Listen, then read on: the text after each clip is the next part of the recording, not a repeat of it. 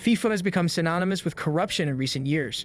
From bribery scandals to vote-rigging allegations, the organization has been at the center of countless controversies. While many soccer fans enjoy watching the game and following their favorite teams, FIFA's corrupt practices have left a sour taste in the mouths of many. So why is FIFA so corrupt? Let's dive into the murky world of soccer politics and see what's really going on behind the scenes. But before we get to the details, make sure to hit the like, share, and subscribe buttons. Let's get started. Beneath the corruption crisis, there's never a single reason. Many factors come into play that cause the chaos of corruption, and so is the case with FIFA. In this video, we will discuss some major events in the history of FIFA that played a key role in the corruption crisis.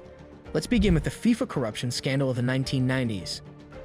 This scandal involved allegations of bribery, kickbacks, and other forms of corruption implicating several high-ranking officials in FIFA. The scandal first came to light in 1998 when a Swiss investigative journalist named Jean-François Tanda published a book called The Dirty Tricks of the International Soccer Federation. The book detailed a number of instances of alleged corruption within FIFA, including claims that members of FIFA's executive committee had accepted bribes to vote for France's bid to host the '98 World Cup. According to reports, Moroccan officials offered FIFA officials cash and luxury trips in exchange for their votes.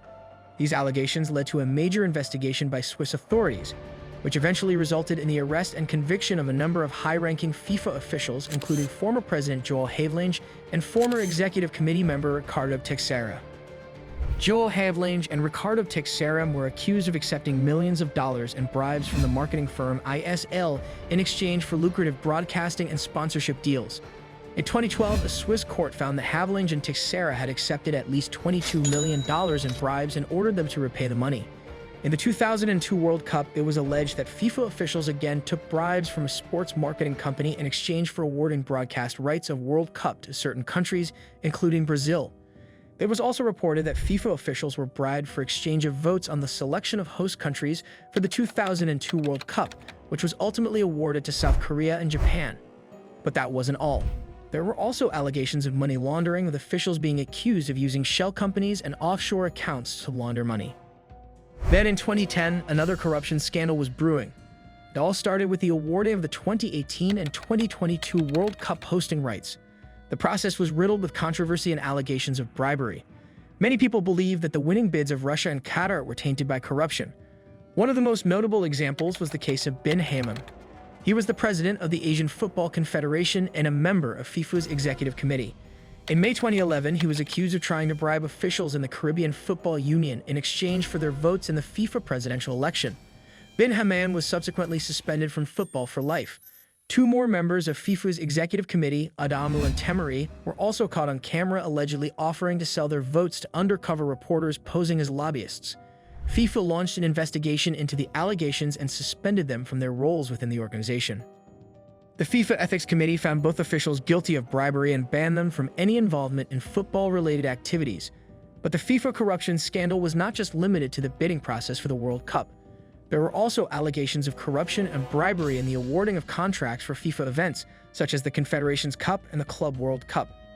One of the most shocking revelations was that FIFA officials had accepted bribes from Adidas, the official supplier of the match ball, in exchange for votes in the selection of the official match ball for the 2010 World Cup. Furthermore, the 2015 corruption scandal, also known as FIFA Gate, was a series of corruption allegations and charges involving members of the federation. The scandal first emerged in May 2015, when Swiss authorities launched an investigation into alleged bribery, money laundering, and fraud related to the bidding process for the 2018 and 2022 FIFA World Cups. The investigation ultimately led to the indictment of high-ranking FIFA officials, including former President Sepp Blatter, for various corruption charges including racketeering, wire fraud, and money laundering conspiracies, among others, and also resulted in the arrests of officials in Switzerland and the United States. Among those indicted were members from the governing body for football in South America, as well as others from CONCACAF. Jeffrey Webb, who had been widely tipped to be the next president of the organization, was also arrested. In total, more than 40 individuals and entities were charged in connection with a corruption investigation, with some pleading guilty and others still fighting the charges. It is important to remember that all the scandals we discussed in today's video are actually interconnected, and that the indictments and investigations are still ongoing. Critics argue that FIFA's internal governance structures are inadequate, and that the organization has been resistant to outside scrutiny and accountability. There have been calls for greater transparency and accountability within FIFA, as well as for increased oversight and regulation by external bodies. Efforts to reform have been ongoing, but progress has been slow, and many remain skeptical that the organization will be able to root out the entrenched culture of impunity that has overpowered it for so long. Ultimately, the challenge for international football's apex governing body will be to create a culture of accountability and transparency that holds individuals within the organization to a high ethical standard and ensures that they are held responsible for their actions. And that's all for today. We hope you enjoyed today's insights into the world of FIFA and how corruption has taken over it through history.